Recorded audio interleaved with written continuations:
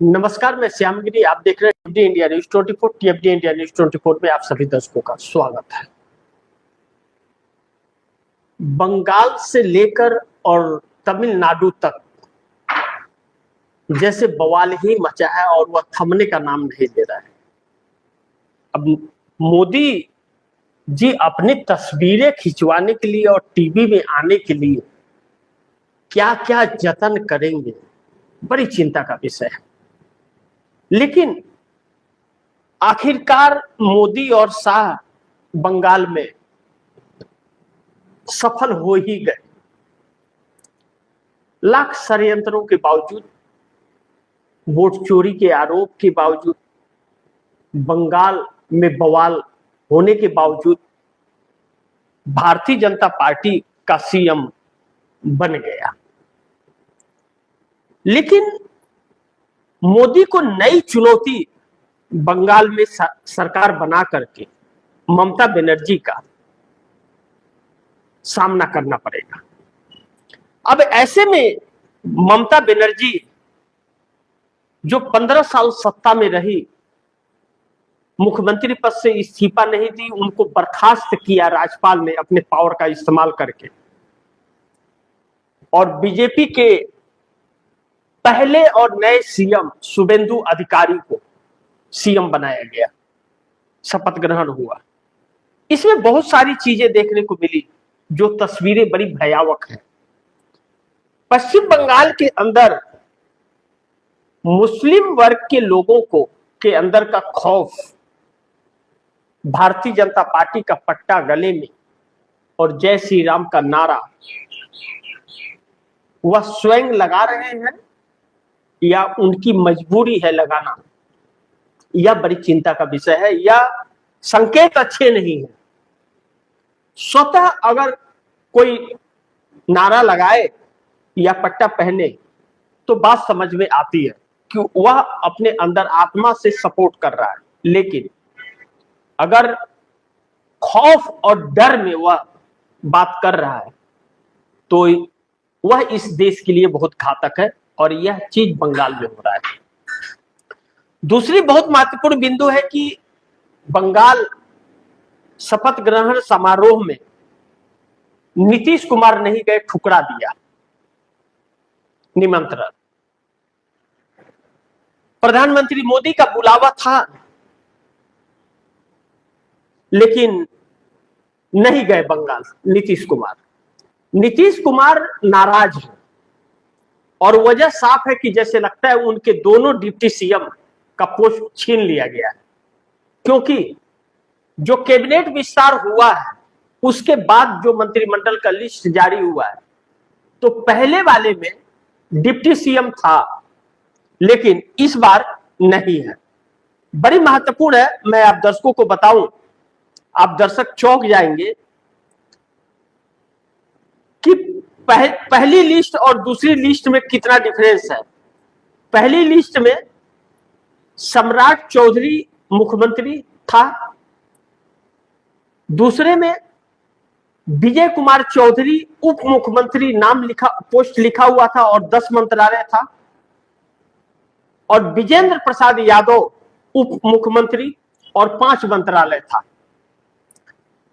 अब जो नीतीश कुमार के डिप्टी सीएम विजय कुमार चौधरी को मंत्रालय मिला था वह जल संसाधन, संसदीय कार्य, सूचना एवं जनसंपर्क, भवन निर्माण, अल्पसंख्यक कल्याण, शिक्षा, विज्ञान, प्रौद्योगिकी एवं तकनीकी, ग्रामीण विकास, परिवहन, उच्च शिक्षा।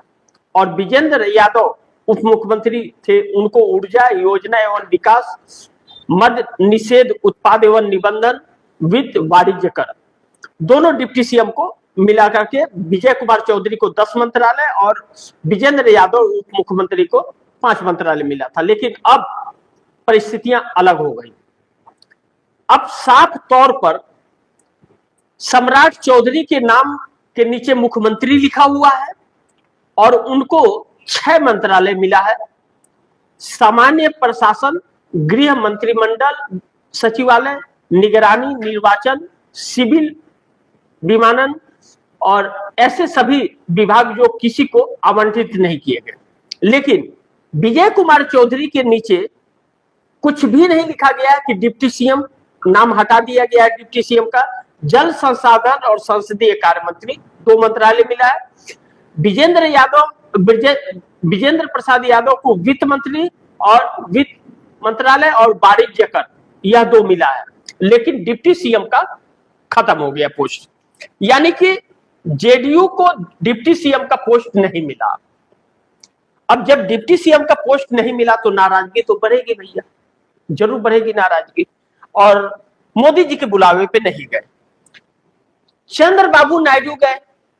चंद्रबाबू नायडू के चेहरे पे एक डर, खौफ और शिकन सा था, चेहरे पर झलक रहा था कि यह सोच रहे थे कहीं ऐसा तो नहीं कि जो बंगाल में ममता बनर्जी को हटाने के लिए जिस षड्यंत्र का इस्तेमाल हुआ, उसी षड्यंत्र के तहत आंध्र प्रदेश के अंदर चंद्रबाबू नायडू को हटा दिया जाएगा। क्योंकि आंध्र प्रदेश में भी 8 तारीख से ही 8 मई से एसआईआर शुरू हो गया। तो एसआईआर शुरू हो गया तो फिर एसआईआर के तहत ही तो ममता बनर्जी को हटाया गया था और एसआईआर के तहत ही तो नीतीश कुमार को खत्म किया गया। तो ऐसे में एसआईआर के तहत अगला नंबर क्या चंद्रबाबू नायडू का है, यह डर तो उनके अंदर था। लेकिन दूसरी तरफ मायावती चैलेंज देगी योगी मोदी को उत्तर प्रदेश में। बहुजन समाजवादी पार्टी सक्रिय हो रही है। बंगाल से राजनीति अब उत्तर प्रदेश शिफ्ट हो गई है, साथ साथ 4 राज्यों में और 5 राज्यों में। अब 8 महीने बाद 5 राज्यों के चुनाव है, पूरी तरह से पार्टियां अपने काम में लग गई हैं।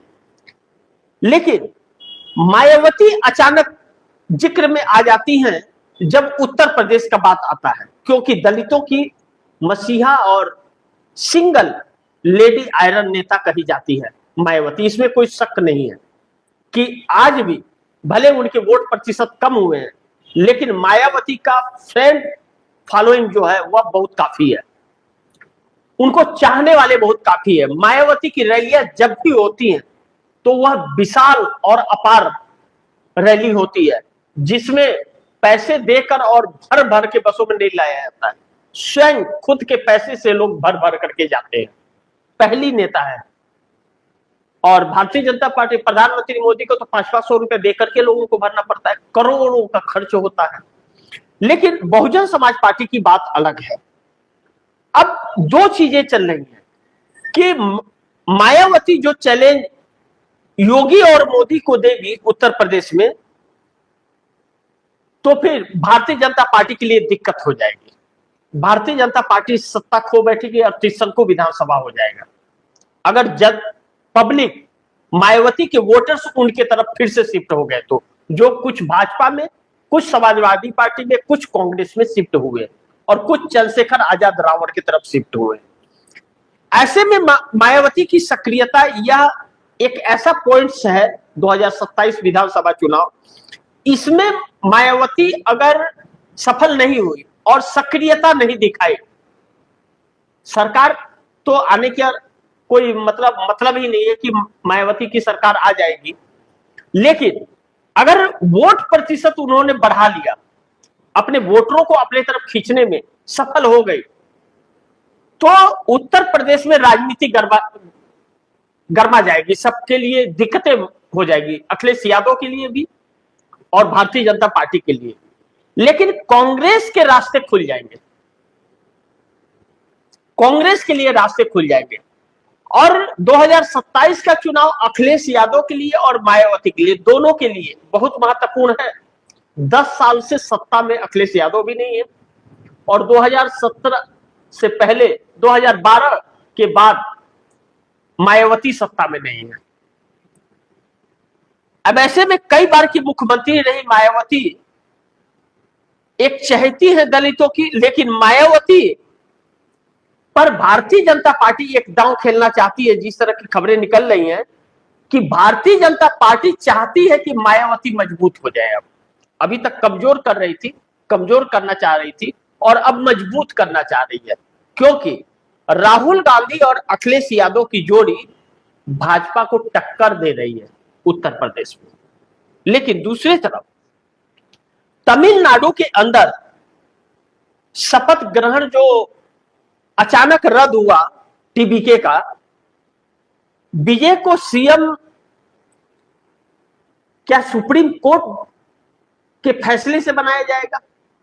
क्योंकि टीबीके का कार्यकर्ता अब सुप्रीम कोर्ट पहुंच गया है कि 108 सीटें होकर के भी और बाकी समर्थन मिलके 117 सीटें होने के बाद भी राज्यपाल उनको इजाजत नहीं दे रहे सरकार बनाने का, जबकि 108 पर ही निमंत्रण देना चाहिए था सिंगल लार्जेस्ट पार्टी। तो तमिलनाडु के अंदर एक बहुत बड़ा खेल चल रहा है, जिसके नायक उस खेल के दिल्ली में बैठे हुए रंगा बिल्ला। अब उस रंगा बिल्ला की कहानी बड़ी अजीबोगरीब है, वह वक्त बताएगा जो भी होगा।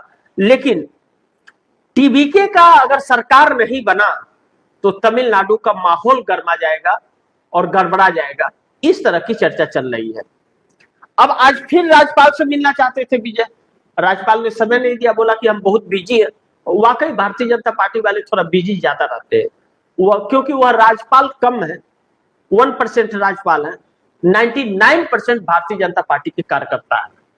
हर राज्यपालों की बात कर रहा हूं, सभी राज्यों के राज्यपालों की बात कर रहा हूं और उन केंद्र शासित प्रदेश के एलजीओ की बात कर रहा हूं।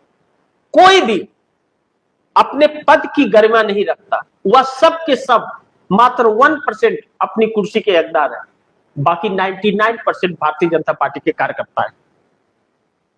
और जब एक संवैधानिक पद पर किसी पार्टी का कार्यकर्ता बैठ करके अगर फैसले ले तो फिर संविधान का गला घोटना के बराबर होता है वह। लेकिन दूसरी तरफ उत्तर प्रदेश की राजनीति जो गर्म हो रही है, सीएम योगी का खेल खत्म कर देंगे मोदी साहब मिलकर के 2027 विधानसभा चुनाव में, क्योंकि अब योगी आदित्यनाथ को बिल्कुल भी योगी आदित्यनाथ को सीएम बनाने के मूड में अमित शाह नहीं है। और जैसे अपने प्यादे शुभेंदु अधिकारी को सीएम बनाया बंगाल में, वैसे ही दांव खेला जाएगा उत्तर प्रदेश में ब्रजेश पाठक और केशव प्रसाद मौर्य पर। यानी कि योगी आदित्यनाथ के चेहरे पे चुनाव तो लड़ा जाएगा, लेकिन मलाई खाएंगे केशव प्रसाद मौर्य। तो फिर ऐसे में योगी का क्या दांव होगा? अगर योगी का खेल खत्म करने की कोशिश किए थे, इसीलिए 24 में हालत खराब हो गई, तो विधानसभा में क्या होगा यह देखना बड़ी महत्वपूर्ण है। लेकिन नीतीश कुमार अगर ने पलट दिया अगर बाजी बिहार के अंदर रातों रात,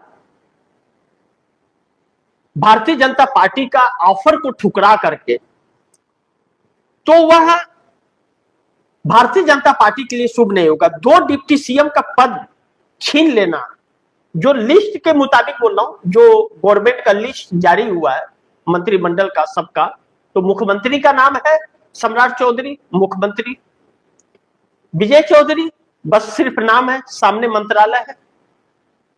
विजेंद्र प्रसाद यादव उनका भी सिर्फ वही है।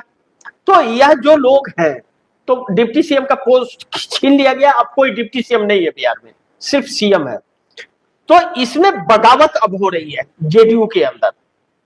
ऐसे में नीतीश अगर भाजपा का साथ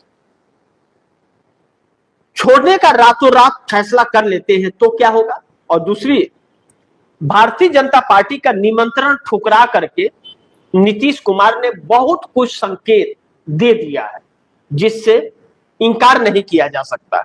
अब देखना यह महत्वपूर्ण होगा कि नीतीश आगे की रणनीति उनकी क्या होती है। लेकिन फिलहाल तो उनकी पार्टी में बगावत है और 70 विधायक बड़ी बागी हैं, या तो पार्टी टूट जाए या तो पार्टी हाथ से निकल जाएगी।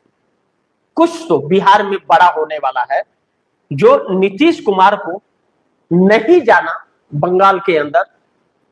मुख्यमंत्री, सभी मुख्यमंत्री आए हुए थे, चंद्रबाबू नायडू आए हुए थे, भले डर के आए हो, लेकिन नीतीश का न जाना यह बात दिखाता है कि सब कुछ ठीक ठाक नहीं है।